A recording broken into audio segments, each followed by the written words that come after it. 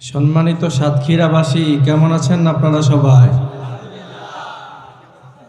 আমিও আলহামদুলিল্লাহ অনেক ভালো আছি। সাতক্ষীরাতে প্রতি বছর আমার 5-6 বার আসা হয়। এইবারই প্রথম যে একবারও আসি নাই, আজকেই প্রথম আসলাম। নভেম্বর, ডিসেম্বর, জানুয়ারি 3 মাস মাঠে কথা বলতেছি, বাট সাতক্ষীরাতে আজকে প্রথম আসছি। গতকালকে দিনাজপুর মাহফিল করার পরে এই যে গাড়িতে আমরা উঠছি, মানে দিনে মাহফিল ছিল আমার, মাগরিবের পরপরই রওনা করছি। আর রাতের বেলা হচ্ছে নাটোর বনপাড়াতে ঘুমাইছি, মানে ঢাকা হয়ে আসি নাই, বাইপাস হয়ে আসছি। তো সারা রাত গাড়িতে ঘুমানোর পরে, আর এই একটা পথ ছিল আপনার 30-35 কিলোমিটার রাস্তা, এই রাস্তা আসছে 3 ঘন্টা লাগছে আমার। এত ভাঙ্গা রাস্তাটা, এত কষ্ট করার পরে আমি যেহেতু এসেই পড়েছি, আপনারা, আমি আশা করছি যে আপনারা হৃদয়ের উচ্ছ্বাস নিয়ে কথা শুনবেন। রাজি আছেন? আমি বিশ্বাস করি সাতক্ষীরার মানুষ এরা কা পুরুষের সন্তান নয়, প্রত্যেকে বীর পুরুষের সন্তান। কথা বলেন। ইন্নাল হামদালিল্লাহি নাহমাদুহু ওয়া নাউযু বিল্লাহি মিন শুরুরি আনফুসিনা ওয়া মিন সাইয়্যাতি আ'মালিনা মান ইয়াহদিহিল্লাহু ফালা মুদিল্লা লাহু ومن يضلل فلن تجد له وليا مرشدا ونشهد أن لا إله إلا الله وحده لا شريك له والذي لا ضد له ولا ند له لا مثل له ولا مثيل له لا وزير له ولا كفيل له ونشهد أن سيدنا وسندنا حبيبنا طبيبنا وبشيرنا ونذيرنا محمدا عبده ورسوله الذي أرسله بالحق بشيرا ونذيرا وداعيا إلى الله بإذنه وسراجا منيرا أما بعد فقد قال الله تعالى في كلامه المجيد والفرقان الحميد أعوذ بالله من الشيطان الرجيم بسم الله الرحمن الرحيم إن الله وملائكته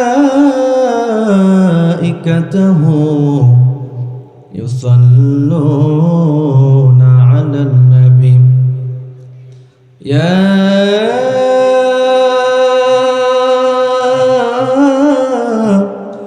أيها الذين آمنوا صلوا عليه وسلموا تسليما বলেন তো সমস্ত প্রশংসার একমাত্র মালিক কে? আমরা যে জমিনে বসে আছি সে জমিন কার? সুখে দুঃখে একজনের প্রশংসা করতে হবে, চিৎকার দিয়ে বলেন তিনি কে? সাতক্ষীরার মাটি হচ্ছে ইসলামী আন্দোলনের ঘাঁটি। আল কোরআনের আলো, আল হাদিসের আলো। আমরা 54 বছর ঘরে ঘরে জ্বেলেছি, বাংলার জমিনে শান্তি আনতে পারি নাই। এবার আমরা আল কোরআনকে নিয়ে পার্লামেন্টে ঢুকতে চাই। রাজি আছেন? 54 বছরের ইতিহাসে চাপাইতে, রাজশাহী, যশোর, ঢাকা সহ সর্বশেষ সাতক্ষীরাতে অসংখ্য ইসলামী আন্দোলনের কর্মীরা রক্ত দিয়ে বাংলাদেশের রাজপথ রঞ্জিত করেছে। তা থেকে প্রমাণ হয় আগামীর দেশ হবে কোরআনের বাংলাদেশ, আগামীর পার্লামেন্ট হবে কোরআনের পার্লামেন্ট। যেই জমিনে ইসলামী আন্দোলনের কর্মীরা রক্ত ঝরিয়েছে, ওই জমিন আর কোন চাঁদাবাজদের কাছে বাংলাদেশের দেবে না, দেবে না।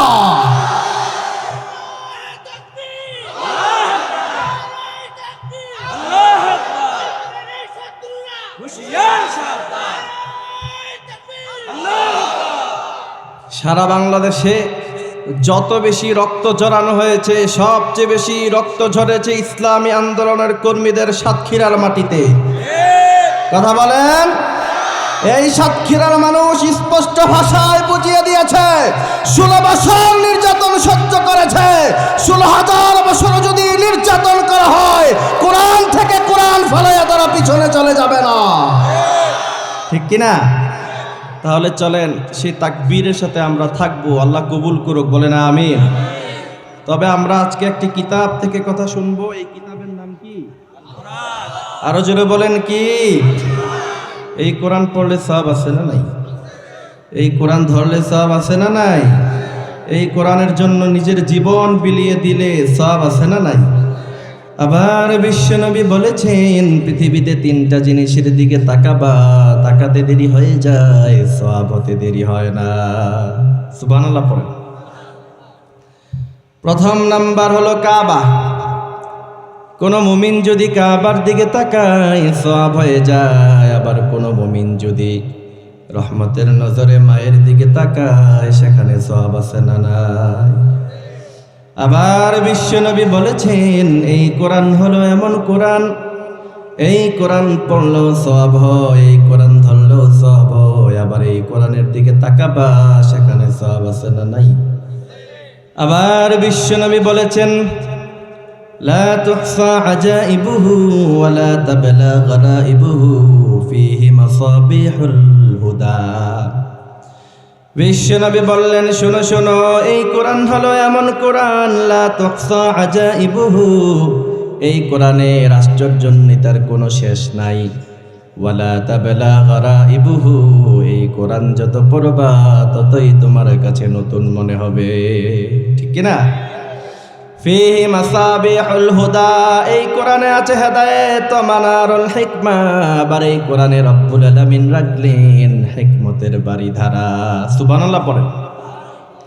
সুবহানাল্লাহ পড়লে লাভ আছে না নাই? কম না বেশি?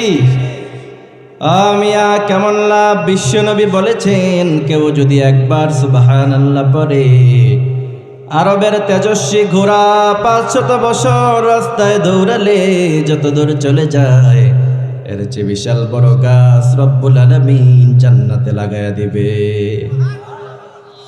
আবার বিশ্বনবী বলেছেন, কেউ যদি কোরআনের একটি আয়াত মুখস্থ করে, রব্বুল আলামিন তার জন্য জান্নাতে একটা বিল্ডিং বানায় দিবে। আবার বিশ্বনবী বলেছেন, জান্নাত হলো মরুভূমি, একবার সুবহানাল্লাহ পড়বা গাছ হয়ে যায়, একবার কোরআন পড়বা সেখানে বিল্ডিং হয়ে যায়। সেই জান্নাতে আমরা যেতে চাই কি চাই না? সবাই চান। সাতক্ষীরার ভাইয়েরা, জান্নাতকে যে আল্লাহ তাআলা কত সুন্দর নাজ ও নেয়ামত দ্বারা সাজিয়েছে। আল্লাহ তাআলা বলছে, পৃথিবীর যে ওয়েদার আছে, আবহাওয়া, কখনো শীত কখনো গরম। এই যে আমি দিনাজপুরে গেলাম, রংপুরে গেলাম, তারপরে হচ্ছে গোটা উত্তরবঙ্গটাই আমি এবার ঘুরে ঘুরে দেখছি, কিন্তু সবচেয়ে বেশি শীত পেয়েছি যশোর, মাগুরাতে। আর এখন তো সারা বাংলাদেশে মোটামুটি গরম শুরু হয়ে গেছে, কিন্তু আপনাদের এই সাতক্ষীরাতে ভালোই ঠান্ডা আছে। এই যে কিছুদিন আগে প্রচণ্ড ঠান্ডা গেল না, প্রচণ্ড ঠান্ডা, শৈত্য প্রবাহ, এটাও মানুষের কাছে ভালো লাগে না। আবার যখন অনেক গরম হয়, সেটাও মানুষের কাছে ভালো লাগে না। মানুষের কাছে সবচেয়ে বেশি ভালো লাগে যে ঋতু, সেটা হচ্ছে বসন্ত। ঠিক কিনা? তো আল্লাহ তাআলা বলছেন, জান্নাতের ওয়েদার, জান্নাতের আবহাওয়া কেমন হবে? সেখানে অনেক গরমও নাই, অনেক ঠান্ডাও নাই, চির নাদুষ্ণ ভাব, চির বসন্ত করে আল্লাহ তাআলা মুমিনের জন্য জান্নাতকে সাজিয়েছে। সুবহানাল্লাহ পড়েন। রব্বুল আলামিন বলেন, গোলাম শুনো শুনো, লা ইয়ারাউনা ফিহা শামসাও ওয়ালা জামহারিরা। আল্লাহ বলেন, ও গোলাম, জানো নাকি তোমাদের কাছে অনেক গরমও ভালো লাগে না, আবার অনেক ঠান্ডাও ভালো লাগে না, বসন্ত ভালো লাগে। আল্লাহ বললেন, জান্নাতের ওয়েদার, জান্নাতের আবহাওয়া হবে মুমিনের জন্য চির বসন্ত। সুবহানাল্লাহ পড়বেন না? আবার বিশ্বনবী বলেছেন, আমিয়া জান্নাতে যাওয়ার পরে সর্বপ্রথম আপনি যখন হুরের দিকে তাকাবেন, বিশ্বনবী বলেছেন হুরের দিকে প্রথম নজরে তাকানোর পরে মানুষেরা একদিন, 2 দিন, 3 দিন নয়, টানা 50টি বছর তাকায়া থাকবে। সুবহানাল্লাহ পড়েন। আবার বিশ্বনবী বলেছেন, জান্নাতের মধ্যে যে হুর আছে, জান্নাতের মধ্যে আল্লাহ মুমিনের জন্য যে হুর রেখেছেন, বিশ্বনবী বলেছেন জান্নাতের হুরের 1 ফোঁটা মুখের লালা যদি সমুদ্রের মধ্যে ছেড়ে দেওয়া হয়, সমুদ্রের লবণাক্ত পানিগুলি মুহূর্তের মধ্যে মিষ্টি হয়ে যাবে। আপনাদের সাতক্ষীরার পানি মিষ্টি না লবণাক্ত? সাতক্ষীরার পানি কি, এই যে অনেক আয়রন আছে পানিতে, তো যারা কক্সবাজারে সমুদ্রে গেছে এরা জানে যে কক্সবাজারের সমুদ্রের পানিগুলি মিষ্টি নয়, এগুলি অনেক লবণাক্ত, ঠিক কিনা? কক্সবাজারে যান নাই কেউ? গেছেন? এখান থেকে তো মোটামুটি ভালো দূর, এই কারণে হয়তো বা অনেকেই যান নাই, কিন্তু সমুদ্রের পানিগুলি সাধারণত মিষ্টি হয় না, লবণাক্ত হয়। আমি মহেশখালী এবং বাঁশখালীতে গিয়েছিলাম মাহফিলে, এরা মাহফিলের পরে আমাকে ঘুরে ঘুরে দেখাইছে, হুজুর সমুদ্র থেকে পানি উঠাই আর পানিগুলিকে প্রসেসিং করি আর শুধুমাত্র জমিনে ছেড়ে দেই, 2-3 দিন গেলে সে পানি থেকে লবণ হয়ে যায়। সুবহানাল্লাহ পড়েন। বিশ্বনবী বলেছেন, এই জান্নাতের হুরের 1 ফোঁটা মুখের লালা যদি জমিনে ছেড়ে দেওয়া হয়, সমুদ্রের পানিগুলি আর লবণাক্ত থাকবে না, সাতক্ষীরার এই লবণাক্ত পানিগুলি আর লবণাক্ত থাকবে না, সেগুলি মিষ্টি হয়ে যাবে। সুবহানাল্লাহ। আবার বিশ্বনবী বলেন, জানো নাকি জান্নাতের হুরদেরকে প্রথম নজর দেখার পরে তার দিকে যখন তাকাবা, ওই সময় তার শরীরের মধ্যে কতটুকু রক্ত আছে, কোথায় কতটুকু রগ আছে, হাড্ডির মধ্যে কতটুকু মস্তি আছে, বিশ্বনবী বলেছেন জান্নাতীরা সব তাদের চোখে দেখতে পাবে। আর রব্বুল আলামিন বলেন, জান্নাতীরা যখন জান্নাতের হুরের চেহারার দিকে, চোখের দিকে তাকাবে, তাদের কাছে কি মনে হবে? আপনাদের এই গ্রামের নাম হচ্ছে মৌতলা, মৌতলা না? এই মৌতলার মেয়েরা যখন সকালবেলা ঘুম থেকে উঠে তখন চোখের মধ্যে ময়লা আছে না নাই?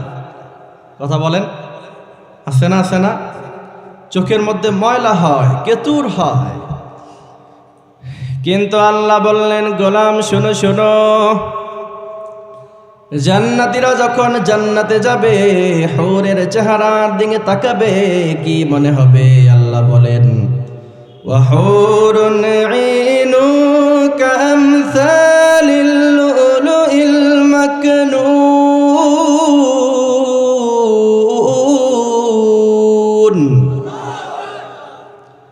আল্লাহ বলেন, না গোলাম শুনো শুনো, ওয়া হুরুন আইনুন কামসালিল লুলুইল মাকনুন, জান্নাতের হুরের চোখের দিকে তাকালে তোমার কাছে মনে হয়ে যাবে 1000 বছর মণিমুক্তা বক্সের মধ্যে ঢুকায় রাখলে সেখানে যেমন কোনো ময়লা পড়ে না, জান্নাতের হুরদের চোখের মধ্যে জীবনে কোনো দিন কেতুর নাই, ময়লাও নাই। সুবহানাল্লাহ। তো সেই জান্নাতে যেতে চাই কি চাই না? জান্নাতে যেতে হলে আল্লাহ তাআলা বলেছেন, ফাত্তাবিউনি, বিশ্বনবীকে অনুসরণ করতে হবে, অনুকরণ করতে হবে। বিশ্বনবীর উপরে মৌতলা থেকে একবার দুরূদ পড়তে দেরি হয়ে যায়, কিন্তু বিশ্বনবী বলছেন তোমার উপরে রহমতের বারিধারায় 10 বার রহমত নাজিল হতে দেরি হয় না। সুবহানাল্লাহ পড়েন। আমিয়া বিশ্বনবী বলেছেন, মান সাল্লা আলাইয়া ওয়াহিদা সাল্লাল্লাহু আলাইহি আশারা, বিশ্বনবীর উপরে একবার দুরূদ পড়লে 10 বার যিনি রহমত নাজিল করেন, চিৎকার দিয়ে বলেন তিনি কে? আবার বিশ্বনবীর এক সাহাবী বলছেন, আমার নবী তিনি হলেন এমন নবী, কি করে ওয়াশরুমে যেতে হয়, কি করে বাথরুমে যেতে হয়, কি করে বাজারে যেতে হয়, কি করে ব্যবসা করতে হয়, আবার কি করে মানুষের সাথে কথা বলতে হয়, কি করে বিবাহ শাদীতে আচরণ বিধি করতে হয়, আবার কি করে পার্লামেন্ট সাজাতে হয়। বিশ্বনবী হলেন এমন নবী, বিশ্বনবীর সাহাবারা বলছেন যে ৩০টি বছর জীবনীতে আমাদের নবী আমাদেরকে সব হাতে কলমে তিনি শিখিয়ে গিয়েছে। সুবহানাল্লাহ পড়েন। তাহলে বিশ্বনবীর জীবনীটা যদি প্রথম থেকে শুরু করি, বিশ্বনবী যখন ৪০ বছর বয়সে নবুয়তের দায়িত্ব পেলেন, ওই সময় পাহাড়ের উপরে উঠে বিশ্বনবী আরবের নেতৃস্থানীয় লোকদেরকে ডেকেছিলেন। আবু জাহেল, আবু লাহাব, উতবা, সাইবা সবাই ছিল সেখানে। বিশ্বনবী পাহাড়ের উপরে উঠে সবাইকে ডেকে বলেছেন, বলো তো আমি মুহাম্মদ ব্যক্তি হিসাবে কেমন। সুবহানাল্লাহ পড়েন। সবাই এক বাক্যে বলেছে, আপনাকে ৪০টা বছর দেখেছি, জীবনে কখনো কারো সাথে কটু কথা বলেন নাই। সুবহানাল্লাহ। জীবনে কখনো হেল্পফুল ফুজুল সংগঠন করে ১ টাকা কারো থেকে চাঁদা নিয়ে আপনি আপনার সংসার চালান নাই, ঠিক কিনা? বিশ্বনবী বলছেন, তাহলে আমার যে ভালো মানুষ আর কোথাও নাই। সবাই বলছে, না, আপনি অনেক ভালো মানুষ। বিশ্বনবী বললেন, আমি যেহেতু এত ভালো মানুষ, আমি যদি বলি যে পাহাড়ের ওপার থেকে, পাহাড়ের তলদেশ থেকে তোমাদের উপরে কোনো শত্রু আসতেছে, মানবা কিনা? সবাই বলছে মানব।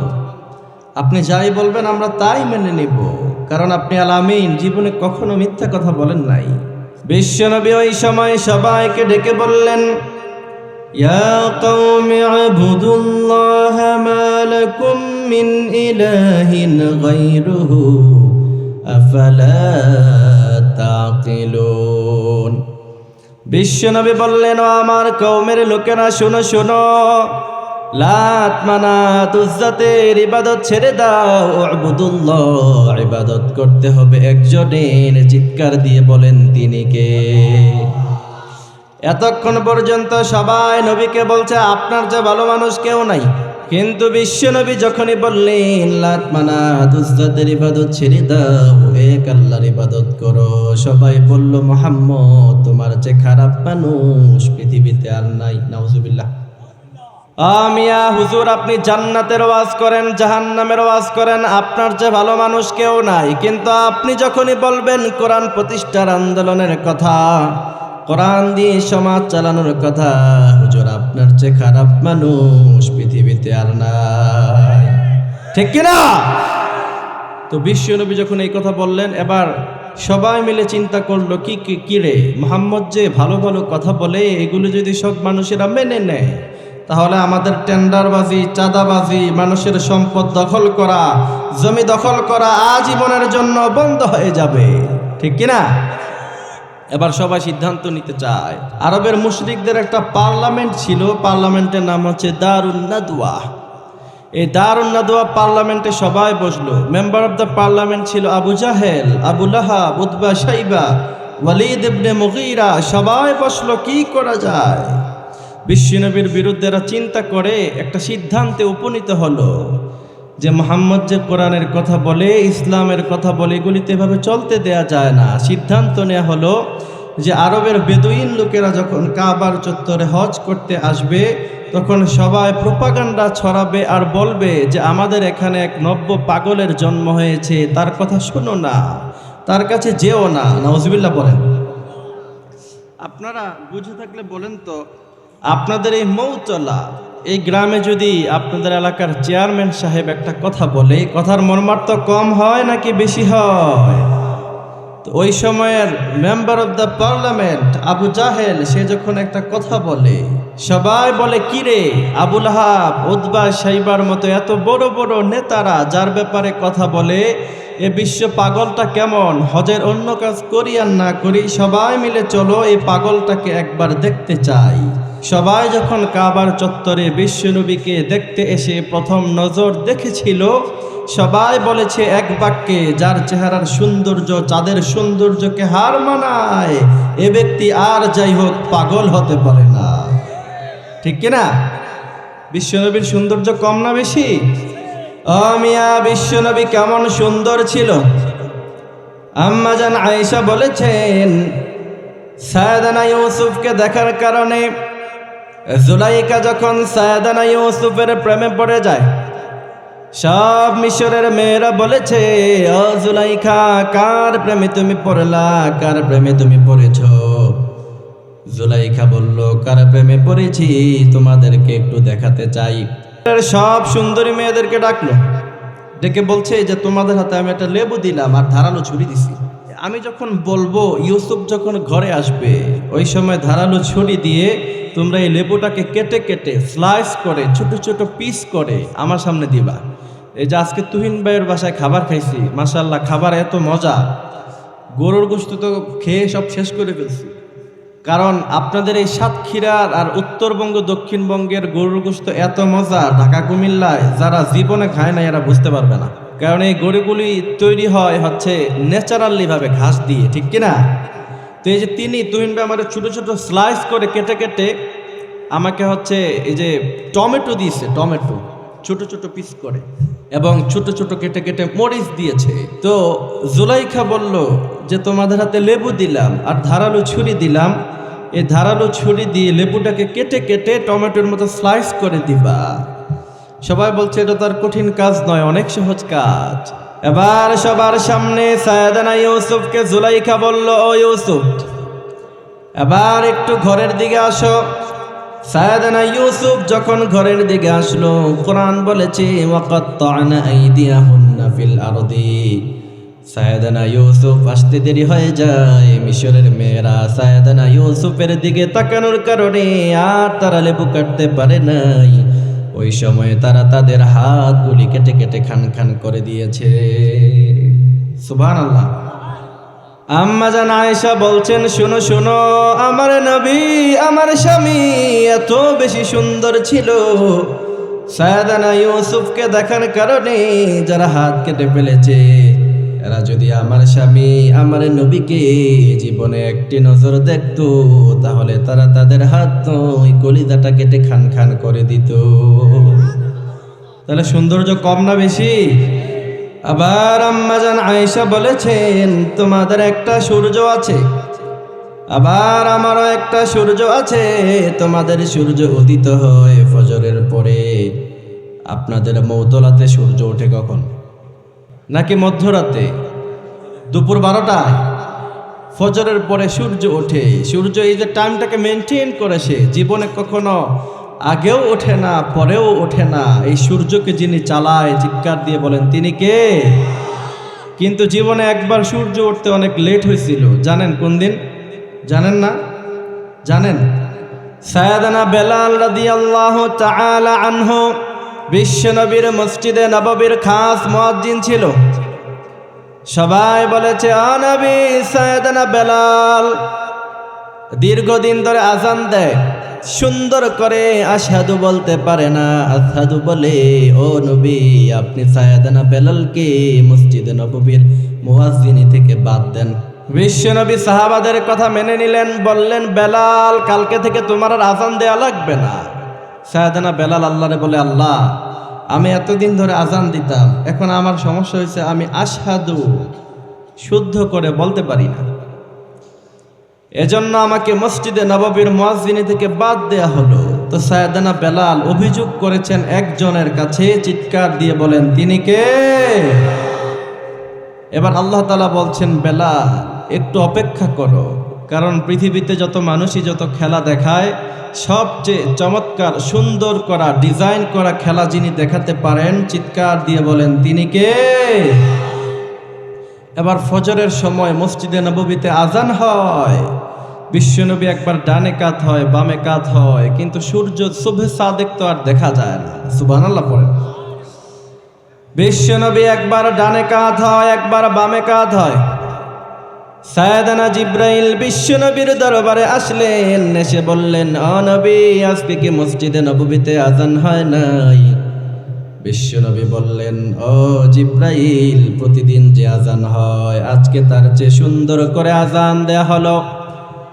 আর সাইয়েদানা জিব্রিল বললেন, ও নবী প্রতিদিনের মসজিদে নববীর আজান আরশে আজিমে পৌঁছে যায়, সবাই শুনে, ফেরেশতারাও শুনে, আমরাও শুনি।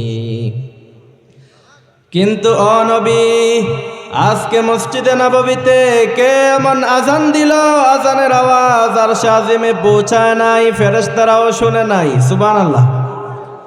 নবী কিয়ামত পর্যন্ত যদি সাইয়েদনা বেলাল আর কোনদিন আযান না দেয়, কিয়ামত পর্যন্ত জীবনে কোনদিন আর সূর্য উঠবে না। সুবহানাল্লাহ পড়বেন না? আবার বিশ্বনবী বলেন, বেলাল তুমি কে এমন আমল করেছো, জান্নাতে যখন মেরাজ সফরে জান্নাতে ঢুকলাম ওই সময় কোন নবীর পায়ের আওয়াজ পাই নাই, কোন বড় সাহাবীর পায়ের আওয়াজ পাই নাই। ও বেলাল তোমার পায়ের খরমের আওয়াজ আমি বিশ্বনবী শুনেছি। তাইলে আম্মা জান আয়েশা বলছেন তোমাদের সূর্য ওঠে ফজরের পরে, আপনাদের এখানে ফজরের পরে ওঠে তো নাকি? হ্যাঁ। আর আম্মা জান আয়েশা বলছেন সবার সূর্য ওঠে ফজরের পরে, আর আমার ঘরে সূর্য ওঠে এশারের পরে। আল্লাহু আকবার। আম্মা জান আয়েশা বলেছেন বিশ্বনবী তিনি যখন এশারের পরে আমার ঘরের মধ্যে আসে, ওই সময় আমি আমাবস্যার রাতের সময় বিশ্বনবীর চেহারার নূর আনোয়ার আলো দিয়ে আমি সুতা শুয়ের মধ্যে নির্দ্বিধায় ঢুকিয়ে দিতে পারতাম। সুবহানাল্লাহ পড়বেন না? তো এরা প্রোপাগান্ডা ছড়াতে গিয়ে আমি কোরআনে পেয়েছি যে তারা বিশ্বনবীকে 3টি গালি দিয়েছিল। চিৎকার দিয়ে বলেন কয়টি গালি? কথা শুনতেছেন? ওই যে দারুন নাদওয়া তাদের পার্লামেন্টে সিদ্ধান্ত নিয়েছে, 2টি সিদ্ধান্ত সেখান থেকে এসেছে, আমি সামনে আসব। প্রথম নাম্বার সিদ্ধান্ত হচ্ছে তার বিরুদ্ধে প্রোপাগান্ডা ছড়াও, মানুষকে গিয়ে বলো যে এখানে এক পাগল এসেছে, অপপ্রচার ছড়াও। এখনো সেই অপপ্রচার আছে না নাই? তো বিশ্বনবীকে এরা সর্বপ্রথম বলেছে আপনি হলেন পাগল। দ্বিতীয় নাম্বার এরা বিশ্বনবীকে বলেছে আপনি হচ্ছেন গণক। তৃতীয় নাম্বার এরা বিশ্বনবীকে বলেছে যেহেতু কোরআনের আয়াত অন্তমিল ছন্দমিল কিছুটা কবিতার মতো মনে হয়, এজন্য এরা সবাই বলেছে আপনি হচ্ছেন কবি। নাউজুবিল্লাহ পড়বেন না? কিন্তু বিশ্বনবী তো তাদেরকে কোনো উত্তর দেয় না। তিনি শোনেন, হৃদয়ে কষ্ট পান, কিন্তু কোনো উত্তর দেয় না। কিন্তু যিনি আকাশের মালিক জমিনের মালিক তিনি নিজেই বিশ্বনবীর পক্ষ থেকে উত্তর দিয়ে মুশরিকদের দুগালে থাপ্পড় দিয়ে তিনি জবাব দিয়েছে। বিশ্বনবীকে যখন এরা পাগল বলে, ও নবী আপনি হলেন পাগল, ওই সময় রব্বুল আলামিন বলেন নুন ওয়াল কলামি ওয়া মা ইয়াসতুরুন। ও নবী এরা আপনাকে পাগল বলে কিন্তু আপনি পাগল নন। মা আতা বিনিয়ামাতি রাব্বিকা বিমাজনুন।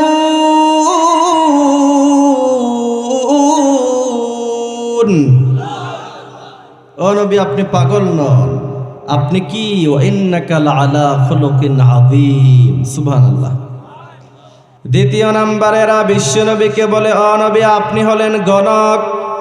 ওই সময় রব্বুল আলামিন বলেছেন ওয়ালা বিকাউলি কাহিন। ও নবী আপনি গণক নন। ও নবী ওয়ালা বিকাউলি শায়ের আপনি কবিও নন। ও নবী আপনি পাগল নন, আপনি হলেন ওয়া ইন্নাকা লাআলা খুলুকিন আযীম, আপনি হলেন উত্তম চরিত্রের। আমার নবীর চরিত্রকে ফুলের মতো যিনি পবিত্র বানালেন চিৎকার দিয়ে বলেন তিনি কে? এখন নির্বাচন আসলে স্লোগান হয় আমার নেতার চরিত্র ফুলের মতো। কথা বলেন। এখন এমন পবিত্র, গোয়েন্দা বিভাগ থেকে রিপোর্ট আসে এক ব্যাংক থেকে 35,000 কোটি টাকা খেয়ে ফেলছে, ঠিক কিনা? গোয়েন্দা বিভাগ থেকে রিপোর্ট আসে সাতক্ষীরার এই রাস্তার জন্য বাজেট হয়েছে 100 কোটি, আমার নেতা নিজে খেয়ে ফেলছে 50 কোটি, ঠিক কিনা? আমার নেতার চরিত্র এমন ফুলের মতো পবিত্র, 16 বছরে 28 লক্ষ কোটি টাকা পাচার হয়ে যায়, ঠিক কিনা? তার মানে আমার নেতার চরিত্র ফুলের মতো পবিত্র হতে পারে না। আমার নবীর চরিত্রকে ফুলের মতো যিনি পবিত্র বানালেন চিৎকার দিয়ে বলেন তিনি কে? তার মানে প্রথমে এরা বিশ্বনবীর বিরুদ্ধে অপপ্রচার, প্রোপাগান্ডা, সেই প্রোপাগান্ডা এখনো আছে না নাই? আরো জোরে বলেন আছে না নাই? প্রোপাগান্ডা ছড়িয়ে বিশ্বনবীকে বলেছে পাগল, বিশ্বনবীকে বলেছে কবি, বিশ্ব নবীকে বলেছে গণক। ১৫০০ বছর আগে আবু জাহেল, আবু লাহাব, উতবা, শাইবা চেয়েছিল অপপ্রচার আর প্রপাগান্ডা ছড়িয়ে জনগণ থেকে বিচ্ছিন্ন করার, কিন্তু ১৫০০ বছর আগে আবু জাহেল যেমন প্রপাগান্ডা ছড়িয়ে বিশ্ব নবীকে জনগণ থেকে বিচ্ছিন্ন করতে পারে নাই, আজও কিছু নব্য আবু জাহেলের জন্ম হয়েছে যারা এই দেশের আলেম আর মুফাসসির ইসলামী আন্দোলনের বিরুদ্ধে প্রপাগান্ডা ছড়িয়ে জনগণ থেকে বিচ্ছিন্ন করতে চায়। আমরা স্পষ্ট ভাষায় বলেছি ১৫০০ বছর আগে আবু জাহেল অপপ্রচার ছড়িয়ে যেমন জনগণ থেকে বিচ্ছিন্ন করতে পারে নাই, আজও নব্য আবু জাহেলরা শুনে রাখো, ইসলামী আন্দোলনের কর্মীদের বিরুদ্ধে অপপ্রচার ছড়িয়ে প্রপাগান্ডা ছড়িয়ে জনগণ থেকে বিচ্ছিন্ন করতে পারবে না, পারবে না, পারবে না। এই দেশের জনগণ হৃদয় দিয়ে ইসলামকে ভালোবাসে। এখন অনেকে অপপ্রচার চালানো শুরু করেছে। ১৫০০ বছর আগে তারা বলেছিল বিশ্বনবী আপনি হচ্ছেন পাগল, আপনি হচ্ছেন কবি।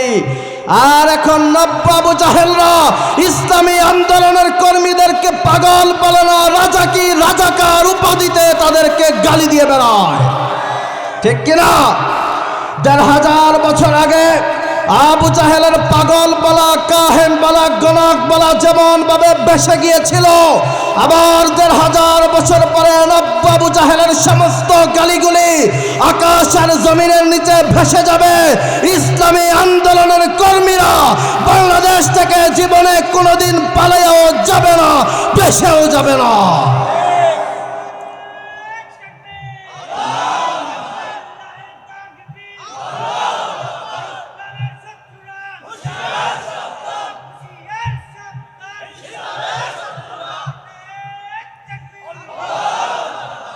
এ তাকবীরকে মুশরিকেরা এত বেশি ভয় করে, কামান আর মিসাইলকে এত বেশি ভয় করে না। এই তাকবীরের আওয়াজ তাদের কলিজা পুড়ে সরকার করে দেয়।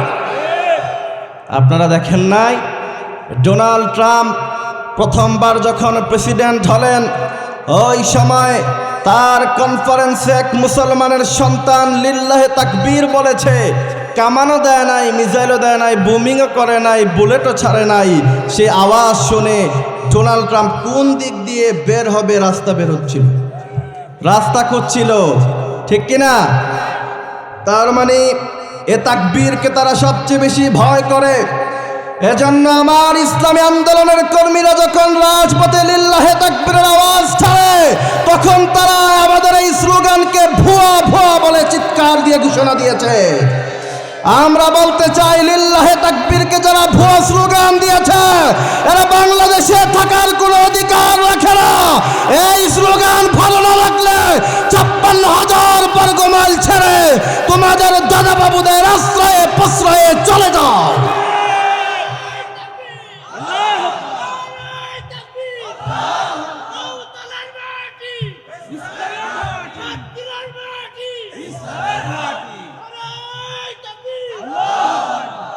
সাতক্ষীরার ভাইরা, আপনারা জানেন আজ থেকে ১০০ বছর পূর্বে আফ্রিকার প্রধানমন্ত্রী মুসা ইবনে নুসাইর যখন তারেক বিন জিয়াদকে মাত্র ৭,০০০ সৈন্যবাহিনী দিয়ে স্পেনের উপকূলে পাঠিয়েছিল, আর তারেক বিন জিয়াদকে বলেছিল তারেক ৭,০০০ সৈন্যবাহিনী আর রাজা রেড্রিকের সামনে ২ লক্ষ সৈন্যবাহিনী আছে, তুমি স্পেনে যাবা, সেখানে গিয়ে কালেমার পতাকা উত্তোলন করবা। তারেক বিন জিয়াদ যখন স্পেনের সমুদ্রের উপকূলে এসে পাহাড়ের উপর ঘাঁটি জমালেন, এরপরে তিনি তিনার সৈন্যবাহিনীদেরকে বললেন, জাহাজ যা এনেছ, ঘোড়া আর উট যা এনেছ, সব জ্বালিয়ে পুড়িয়ে সরকার করে দাও। সবাই বলল, তারেক বিন জিয়াদ আপনার কি মাথা খারাপ হয়েছে? আমরা যদি যুদ্ধে হেরে যাই তাহলে আমরা পিছন দিক দিয়ে পালাবো কোথায়? কি করে পালাবো জাহাজ যদি না থাকে? তারেক বিন জিয়াদ ওই সময় বলেছিলেন, বিশ্বনবীর উম্মতরা আবু বকর, উসমান আর আবু তালহার সন্তানেরা পালায় না, রাতের অন্ধকারে পালিয়ে যায় হচ্ছে আবু জাহেল, উতবা, শাইবার সন্তানেরা, ঠিক কিনা? আর আজ থেকে 100 বছর পূর্বে তারেক বিন জিয়াদ 7,000 সৈন্যবাহিনী নিয়ে লিল্লাহে তাকবীরের আওয়াজ দিয়ে যখন স্পেনের উপকূল থেকে স্পেনের আন্দালুসে ঢুকে পড়েছিল, ইতিহাস সাক্ষী তাদের তাকবীরের আওয়াজ আর ধ্বনির সামনে রাজা রেড্রিকের 2 লক্ষ সৈন্যবাহিনী পরাজয় বরণ করতে বাধ্য হয়েছে। তার ফলশ্রুতিতে মুসলমানেরা 800 বছর গোটা ইউরোপে মুসলিম শাসিত হয়েছে।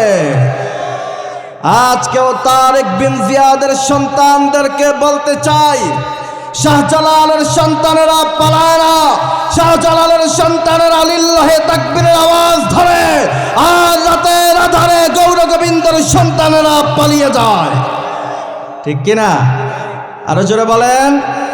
এই জন্য বলতে চাই, আবার যদি ইসলামী আন্দোলনের ডাক আসে, আল্লামা সাঈদী যে ইসলাম প্রতিষ্ঠার আন্দোলন করতে গিয়ে শহীদ হয়েছিলেন, আবারও যদি ডাক আসে শহীদে কাফেলায় একত্রিত হয়ে রাজপথে আল্লাহু আকবারের তাকবীরের স্লোগান দিয়ে আবার যদি এই দেশে ইসলাম প্রতিষ্ঠার জন্য রক্ত ঝরাতে হয়, আপনারা যদি প্রস্তুত থাকেন তো হাত তুলে আল্লাহকে দেখান।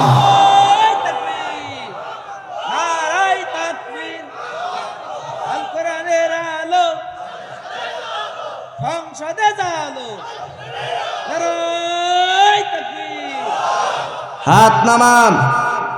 আজকে আমি দেখেছি, নাম বলবো না, সিলেটের মাটিতে ইসলামী আন্দোলনের কর্মীদেরকে বলা হয়েছে আমরা নাকি কুফর করি, শিরক করি, জনগণকে ধোঁকা দেই। নাউজুবিল্লাহ বলেন। বলা হয়েছে কি হয় নাই? স্পষ্ট ভাষায় বলতে চাই, আগামীতে বাংলাদেশের মুসলমানরা বুঝায় দেবে কারা চাঁদাবাজি করে, কারা মানুষের সম্পদ নিয়ে মেরে খায়, মানুষের মাথা পাথর দিয়ে চেষ্টিয়া পৃথিবী থেকে কারা বিদায় করে, মানুষের সাথে কারা ধোঁকাবাজি করে। আগামীতে বাংলাদেশের মানুষ আপনাদেরকে বিদ্যাঙ্গুলি দেখায় বুঝায় দেবে। আল্লাহ কবুল করুক, বলেন আমিন। কষ্ট পেয়েছেন? আরো জোরে বলেন, কষ্ট পাইছেন? তাহলে বিশ্বনবীর বিরুদ্ধে প্রথম নাম্বার হচ্ছে প্রোপাগান্ডা ছড়ানো হলো। এখনো সেই প্রোপাগান্ডার অপপ্রচার আছে না নাই?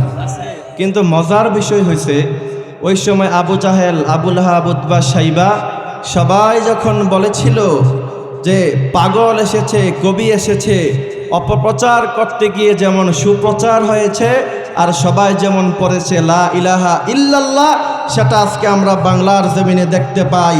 এরা যত অপপ্রচার ছাড়ায় ততই ইসলামী আন্দোলনের কর্মী দিন দিন বাড়তে থাকে, ততই ইসলামের পক্ষে গণজোয়ার বাড়তে থাকে। সুতরাং নিজেদেরকে যদি বাঁচাতে চাও, অপপ্রচার বন্ধ করে দাও। ঠিক কিনা? আল্লাহ কবুল করুক, বলেন আমিন। অপপ্রচার করে কখনো মানুষকে দমিয়ে রাখা যায় না। যদি নিজেরা এস্টাবলিশড হতে চাও, নিজেরাও ভালো কিছু করে মানুষকে দেখাতে হবে। ঠিক কিনা? বিশ্বনবীর বিরুদ্ধে এবার যখন তারা পারল না, দারুন নাদওয়া পার্লামেন্টে এরা আবার সবাই বসলো, কি করা যায়। আবার সবাই বলে দ্বিতীয় নাম্বার সিদ্ধান্ত নিল। তো বিশ্বনবী যখন এবার দাওয়াতের কাজ করতে লাগলে, সবাই পড়তে লাগলো লা ইলাহা। এবার দারুন নাদওয়া পার্লামেন্টে আবার সবাই বসলো, কি করা যায়। দ্বিতীয় নাম্বার সিদ্ধান্ত নিতে যখন চাইল, ওই সময় উরওয়া ইবনে মাসউদ রাদিয়াল্লাহু তাআলা আনহু, পরবর্তীতে তিনি মুসলমান হয়েছেন, তিনি মুশরিকদেরকে বলেছেন সিদ্ধান্ত আর যাই না, সরাসরি আক্রমণের কথা ভেবো না। তার কারণ হচ্ছে তিনি বলছেন ওয়াল্লাহি লাকাদ ওয়াফাততু আলাল মুলুকি আলাল কাইসার কিসরা নাজাশি। উরওয়া ইবনে মাসউদ বলছেন পৃথিবীর অনেকগুলি রাষ্ট্র আমি সফর করেছি, বাট কোন রাজা বাদশার দরবারে দেখি নাই তাদের রাজা বাদশার সৈন্যরা এত বেশি ভালোবাসতে বিশ্বনবীর সাহাবারা বিশ্বনবীকে যতটুকুন ভালোবাসে।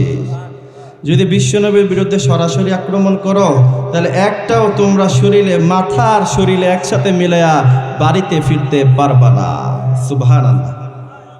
আবার উরওয়া ইবনে মাসউদ বলেছেন, শোনো, বিশ্বনবীর সাহাবীরা বিশ্বনবীকে কত বেশি ভালোবেসেছে তিনি বলছেন বিশ্বনবী যখন মুখ থেকে লালাগুলি জমিনে ফেলাতেন, তিনার লালাগুলি জীবনে কোনোদিন জমিনে পড়ে নাই। বিশ্বনবীর সাহাবারা হাত নিচে দিয়ে হাতের মধ্যে লালাগুলি জমিনের আর কখনো ফেলতে দেয় নাই।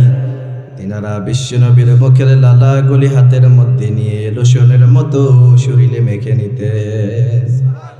সুবহানাল্লাহ পড়বেন না?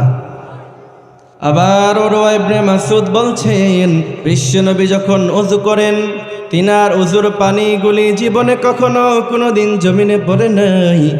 তিনার পানিগুলি, ওযুর পানিগুলি জমিনে পড়ার আগে বিশ্বনবীর সাহাবারা হাতের মধ্যে নিয়ে নিতেন। তাহলে এত বেশি ভালোবাসা বিশ্বনবীকে তারা বাসতেন। সিদ্ধান্ত নেওয়া হলো যে বিশ্বনবীকে তারা ক্র্যাক ডাউন দিছে। আমাদের কোভিড-19 সময় আমাদের বাংলাদেশে লকডাউন হয়েছিল, মনে আছে আপনাদের? মনে নাই? লকডাউন সাতক্ষীরাতে হয় নাই? হয়েছে। তো লকডাউন যখন হয় ঘর থেকে বের হওয়া যায় না, তবে অল্প অল্প বের হওয়া যায়, বাজারে অল্প অল্প যাওয়া যায়, খাবার আনা যায়, সব কাজ করা যায়। কিন্তু কাউকে যখন ক্র্যাকডাউন আর ঘরবন্দি করে, ওই সময় আর বাজারেও যাওয়া যায় না, ঘর থেকে বের হতে পারে না। তো বিশ্বনবীর বিরুদ্ধে এরা সিদ্ধান্ত নেওয়ার আগে সর্বপ্রথম উতবা ইবনে রবিআ মুশরিক ছিল, তার সাথে কিছু সৈন্যবাহিনী নিয়ে সে চলে গিয়েছে সুজা আবু তালেবের কাছে, গিয়ে বলছে আপনার ভাতিজাকে একটু বোঝান, দামান, আপনার ভাতিজাকে যদি আপনি বোঝাতে পারেন, আমরা সবাই মিলে এত বেশি সম্পদ জমা করব যে আমাদের সবার চাইতে বেশি ধনী হয়ে যাবে আপনার ভাতিজা। সুবহানাল্লাহ। উতবা ইবনে রবিআ আবু তালেব তিনার চাচার কাছে এসে বলছেন, আর যদি আপনার ভাতিজাকে আপনি না বুঝাতে পারেন, তাহলে সবাই মিলে আমরা যুদ্ধ করব যতক্ষণ না পর্যন্ত আপনার ভাতিজাকে আমাদের হাতের নাগালে পাই। তা আবু তালেব বিশ্বনবীকে ডেকে বলছে, ভাতিজা, তুমি যে কোরআনের কথা বলো, ইসলামের কথা বলো, এগুলি আর বলা লাগবে না। তার কারণ হচ্ছে তুমি যদি না বলো তোমাকে অনেক সম্পদ দেয়া হবে, ক্ষমতা দেয়া হবে, সব দেয়া হবে।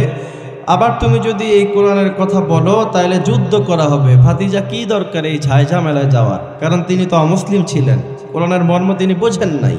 বিশ্বনবী ওই সময় ঐতিহাসিক উত্তর দিয়ে মুশরিকদেরকে বলেছিলেন, চাচা, আপনি মুশরিকদের কাছে গিয়ে বলেন, আকাশের সূর্যটাকে যদি ডান হাতে এনে দেয়া হয় আর চন্দ্রটাকে যদি বাম হাতে এনে দেয়া হয়, তারপরও আমি বিশ্বনবী কোরআন থেকে বিন্দু পরিমাণ পিছনে যাব না। সুবহানাল্লাহ।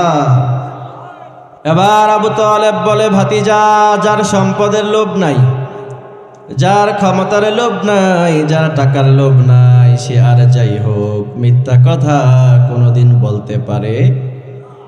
এবার শিআবে আবি তালেব এই জেলখানায় বিশ্বনবীকে একদিন নয়, 2 দিন নয়, টানা 3টি বছর বিশ্বনবীকে এরা ঘরবন্দি করে রেখেছিল। নাউজুবিল্লাহ। ও মিয়া, আমি আপনি ইসলামকে ভালোবাসি, কিন্তু কয়দিন জেল কাটছি? কথা বলেন। মিয়া, আমি আর আপনি কোরআনকে ভালোবাসি, জান্নাতে যেতে চাই, কিন্তু যার উপর কোরআন নাজিল হয়েছে সে আমার নবী নিজেও 3টি বছর শিআবে আবি তালেবের জেলখানায় বন্দী ছিল। ঠিক কিনা? তো বিশ্বনবী যখন সেখানে বন্দী, বিশ্বনবীর সাহাবারা বলেন, বিশ্বনবী যখন শিআবে আবি তালেবের জেলখানায় বন্দী ছিল, ওই সময় তাদের কাছে যে খাবার ছিল সে খাবার শেষ হয়ে যায়। ছাগল যেমন করে লতার পাতা খেয়ে বেঁচে থাকে, বিশ্বনবী তিনি নিজেও ছাগলের মতো করে লতা পাতা খেয়ে বেঁচেছিলেন। মুশরিকদের সামনে 1 সেকেন্ডের জন্য মাথা নত করে নাই। আবার বিশ্বনবীর সাহাবারা বলছেন, ছাগল আর বকরি যেমন মলমূত্র ত্যাগ করে, তিনারাও এমন ভাবে মলমূত্র ত্যাগ করতেন। আল্লাহু আকবার। বিশ্বনবী তিনি যখন বন্দী ছিলেন, তিনার চাচা আবু তালেব বিশ্বনবীকে এত বেশি ভালোবাসতেন। চাচা আবু তালেব তিনিও 3টি বছর কারাগারে বন্দী ছিল, কিন্তু ঈমান নাই। শিআবে আবি তালেবের জেলখানায় বিশ্বনবীর চাচা আবু তালেব বিশ্বনবীকে কত বেশি ভালোবেসেছেন। রাতের আধারে মধ্যরাতে বিশ্বনবীকে গিয়ে বলেন, ভাতিজা, ঘুম থেকে উঠে যাও। বিশ্বনবী বলেন, ও চাচা, রাতের আধারে ডাকেন কেন? বিশ্বনবীর চাচা আবু তালেব বলে, ভাতিজা, কাফের মুশরিকেরা রাতের আধারে কাপুরুষের মতো পিছন দিক দিয়ে আক্রমণ করতে পারে, কারণ কাপুরুষের কাজ হলো পিছন দিক দিয়ে আক্রমণ করা, ঠিক কিনা? আর বীর পুরুষের কাজ হলো সামনের দিক দিয়ে মোকাবেলা করা, ঠিক কিনা? বিশ্ব নবীর চাচা আবু তালেব নবীকে বলে, ও মুহাম্মদ ভাতিজা, ঘুম থেকে উঠো আর তুমি আমার সিটে গিয়ে ঘুমাও। আমি তোমার সিটে ঘুমাই, কারণ মধ্যরাতে যদি আরবের মুশরিকেরা রাতের আধারে এই শাবে আবি তালেবের জেলখানায় আক্রমণ করে, তাহলে তোমাকে ভেবে আমি আবু তালেবকে মেরে ফেলবে, আর আমি আবু তালেব নিজের জীবন দিয়ে জান দিয়ে ভাতিজা তোমারে রক্ষা করতে চাই। সুবহানাল্লাহ। একজন মানুষকে কতটুকু ভালোবাসলে মরণের রিস্ক নেওয়া যায় বলেন? কিন্তু বিশ্বনবী বলেছেন, আমার চাচা আবু তালেব কপাল এত বেশি খারাপ, আমাকে এত বেশি ভালোবাসার পরেও সে যেহেতু পড়ে না লা ইলাহা ইল্লাল্লাহ, আমার চাচা আবু তালেব জান্নাতের সুঘ্রাণ খুঁজে পাবে না। এই কথা বোঝানোই মূল উদ্দেশ্য। বিশ্বনবীর ব্যাপারে আল্লাহ বলেন, ও নবী, মানুষদেরকে বলে দেন, কেউ যদি আমাকে ভালোবাসতে চায়, আমার ভালোবাসা পেতে চায়, জান্নাতে যেতে চায়, কুল ইন কুনতুম তুহিব্বুনাল্লাহা ফাত্তাবিউনি ইউহিব্বুকুমুল্লাহ ওয়া ইয়াগফির লাকুম যুনুবাকুম ওয়াল্লাহু গফুরুর রহিম। ও নবী, কেউ যদি আমার ভালোবাসা পেতে চায়, ফাত্তাবিউনি, সে যেন আপনাকে অনুসরণ করে। এজন্য আমরা যদি শুধু মুখে বলি, ও নবী আপনারে ভালোবাসলাম, আর ঈদে মিলাদুন্নবীতে ট্যাক্স নিয়ে আনন্দ ফুর্তি করি, আছে না নাই? কিন্তু অনুসরণ করলাম না, অনুকরণ করলাম না। আল্লাহ বলেন, এমন ভালোবাসা দিয়ে জান্নাতের সুঘ্রাণ তুমি খুঁজে পাবা না। তুমি যদি ভালোবাসে জান্নাতে যেতে চাও, ফাত্তাবিউনি, বিশ্বনবীকে হৃদয় দিয়ে অনুসরণ করার দরকার আছে না নাই? সেজন্য রব্বুল আলামিন বলেন, গোলাম শুনো শুনো, ইউহিব্বুকুমুল্লাহু ওয়া ইয়াগফির লাকুম যুনুবাকুম ওয়াল্লাহু গফুরুর রহিম। তুমি যদি বিশ্বনবীকে অনুসরণ করো, গোলাম, আমি রব্বুল আলামিন ঘোষণা দিলাম, আমি নিজেই তোমারে ভালোবাসবো। সুবহানাল্লাহ বলেন। আবার বিশ্বনবী বলেছেন, আল্লাহ যখন কাউরে ভালোবাসে, ফাইদা আহবাবতুহু কুনতু সামআহু আল্লাযী ইয়াসমাউ বিহি, আল্লাহ বলেন, আমি যখন কাউকে ভালোবাসি, ওই সময় আমি তার কান হয়ে যাই, যা দিয়ে সে শোনে। ওয়াবাসারাহু আল্লাযী ইউবসিরু বিহি, আমি তার চোখ হয়ে যাই, যা দিয়ে সে দেখে। আমি আল্লাহ তখন তার হাত হয়ে যায়, যা দিয়ে সে ধরে। এমন ধরা ধরে 16 বছর ক্ষমতায় থাকলেও শুধু দুপুরের গরম খাওয়ার আর সময় পায় না, ঠিক কিনা? ওয়াবাসারাহু আল্লাযী ইউবসিরু বিহি, আল্লাহ বলেছেন, আমি তার হাত হয়ে যাই, আমি তার পা হয়ে যাই, যা দিয়ে সে হাঁটে। আল্লাহু আকবার। আমার নবী বিশ্বনবীকে, বিশ্বনবীর সাহাবারা কত বেশি ভালোবাসতেন। বিশ্বনবীর এক সাহাবা ছিল, নারী সাহাবী, সায়দাতুনা আফিফা রাদিয়াল্লাহু তাআলা আনহা। বিশ্বনবীর একজন নারী সাহাবী ছিলেন, মহিলা সাহাবী। কত ঈমান তার, কত মজবুত ঈমান ছিল তার। উহুদের ময়দানে যখন আওয়াজ উঠেছে, কুতিলা মুহাম্মদ, বিশ্বনবী দুনিয়ায় নাই, ওই সময় সায়দাতুনা আফিফা সুজা উহুদের ময়দানের দিকে দৌড় দিয়েছে। সব কাজ ছেড়ে, সংসার রেখে, ভালোবাসার জায়গা ছেড়ে সুজা দিন উহুদের দিকে দৌড় দিয়েছে। বিশ্বনবীর সাহাবারা উহুদের ময়দান থেকে ফিরে আর আফিফাকে বলে, ও আফিফা, তোমার স্বামী উহুদের ময়দানে গিয়েছে, শহীদ হয়ে গিয়েছে। সায়দাতুনা আফিফা বলেন, আমার স্বামী শহীদ হয়েছে কি হয় নাই আমি জানতে চাই না, বলো আমার নবী কেমন আছে। আল্লাহু আকবার। আবার সায়দাতুনা আফিফা আর একটু সামনে যায়, আর এক সাহাবী বলে, ও আফিফা, তোমার ভাই শহীদ হয়ে গিয়েছে জিহাদের ময়দানে যুদ্ধ করতে এসে। সায়দাতুনা আফিফা একই কথা বললেন, বলো আমার নবী কেমন আছে। সায়দাতুনা আফিফা আর একটু সামনে যায়, বলে, আফিফা, তোমার ছেলে জিহাদের ময়দানে এসেছে, সেও শহীদ হয়েছে। আল্লাহু আকবার। একজন নারী সাহাবী, তার ঈমান কত! তিনি বলছেন, আমি জানতে চাই না আমার ভাই শহীদ হয়েছে, আমার ছেলে আমার সন্তান শহীদ হয়েছে কি হয় নাই, আমি জানতে চাই না, বলো আমার নবী তিনি কেমন আছে। সুবহানাল্লাহ। বিশ্বনবীর সাহাবারা যখন বললেন যে নবী ভালো আছে, তিনি বলছেন আমাকে নবীজির সামনে নিয়ে যাও। বিশ্বনবীর সামনে যখন সাইয়্যিদাতুনা আফিফা এসেছেন, সাইয়্যিদাতুনা আফিফা ঐতিহাসিক একটা কথা বলেছিলেন, কুল্লু মুসিবাতিন বা'দাকা জালালুন। ও নবী, আমার ভাই শহীদ হয়েছে, সন্তান স্বামী সব শহীদ হয়েছে, আমার কাছে যত দুঃখ মনে হয়েছিল আপনাকে দেখতে দেরি হয়েছে, সব দুঃখ আমার মাথার উপর দিয়ে উড়ে যেতে দেরি হয় না। পৃথিবীর মুশরিকদের জানা উচিত, যেই জাতির নারী সাহাবীরা পর্যন্ত নিজের স্বামী সন্তান সব বিলিয়ে দিতে প্রস্তুত হয়ে যায়, ওই জাতিকে আর ফ্যামিলি কার্ডের লোভ দেখায় দাবায় রাখা যাবে না। এ জাতির নারী সাহাবীরা বিশ্বনবীকে হৃদয় দিয়ে ভালোবেসেছে। আমরা বিশ্বাস করি ১৫০০ বছর পর এসেও বাংলার জমিনের নারীরা মহিলারা সাইয়্যিদাতুনা আফিফার মতো করে বিশ্বনবীকে হৃদয় আর কলিজা দিয়ে ভালোবাসে, ঠিক কিনা? আর সর্বশেষ আজকের এই মাহফিল থেকে আমরা আওয়াজ উঠাতে চাই, এই ৫৬,০০০ বর্গ মাইলে ৯৬% মুসলমান, এটা মুসলমানের দেশ, ঠিক কিনা? প্রতিদিন ৫ লক্ষ মসজিদ থেকে ২৫ লক্ষ বার আল্লাহু আকবরের তাকবীরের ধ্বনি উচ্চারিত হয়। সেই জমিনের সবচাইতে বড় বিষফোঁড়া হচ্ছে কাদিয়ানী সম্প্রদায়, ঠিক কিনা? এরা আমার নবীকে শেষ নবী মানতে চায় না, আবার মুসলমান দাবি করে। আমরা যখন আওয়াজ উঠিয়েছিলাম কাদিয়ানীদেরকে কাফের ঘোষণা করতে হবে, ওই সময় আমাদের কিছু কিছু ভাইরা বলেছেন পার্লামেন্টে যাবে, এরপরে আলাপ আলোচনা করে কাদিয়ানীদেরকে কাফের ঘোষণা করবে। নাউজুবিল্লাহ বলেন।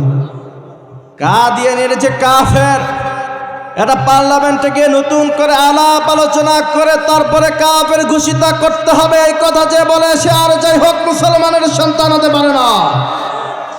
এই জন্য সাতক্ষীরার এই ময়দান থেকে আমরা স্পষ্ট ভাষায় বলতে চাই, ৫৬,০০০ বর্গ মাইল বাংলাদেশ এটা মুসলমানের দেশ। এই দেশে হিন্দুরা যেমন নিজস্ব পরিচয় নিয়ে বসবাস করে, এই দেশে খ্রিস্টানরা যেমন নিজস্ব পরিচয় নিয়ে বসবাস করে, মুসলমানদের জীবনের কলিজার টুকরা বিশ্বনবীকে শেষ নবী মানব না, আর মুসলমান দাবি করে বাংলার জমিনে থাকব।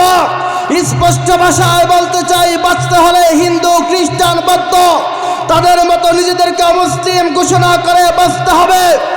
আর যদি তা না হয়, আগামী দিনে এমন বিপ্লব হবে, আগামী দিনে রাজপথে এমন আন্দোলন হবে, মিছিল হবে, মিটিং হবে, এই দেশের ৫৬,০০০ বর্গ মাইলের ১ ইঞ্চি পরিমাণ মাটি কাদিয়ানীদের জন্য ছেড়ে দেওয়া হবে না, হবে না, হবে না। তবে কাদিয়ানীদেরকে যারা অমুসলিম ঘোষণা করতে ভয় পায়, আমরা বলি তোমরা ভয় পেতেও থাকো, তোমাদের সামনে যখন আজরাইল আসবে তখনও তোমরা আমেরিকার দাদাবাবু আর ভারতের দাদাবাবুদেরকে ভয় করো, ঠিক কিনা? এই দেশের মুসলমানের সন্তানদের কাছে খাবার থাকতে না পারে, এই দেশের মুসলমানেরা ঘাস খেয়ে বেঁচে থাকবে, আমেরিকার ভারতের আধিপত্যবাদ জীবন থাকতে মেনে নেবে না। আল্লাহ কবুল করুক, বলেন আমিন। আরো জোরে বলেন আমিন।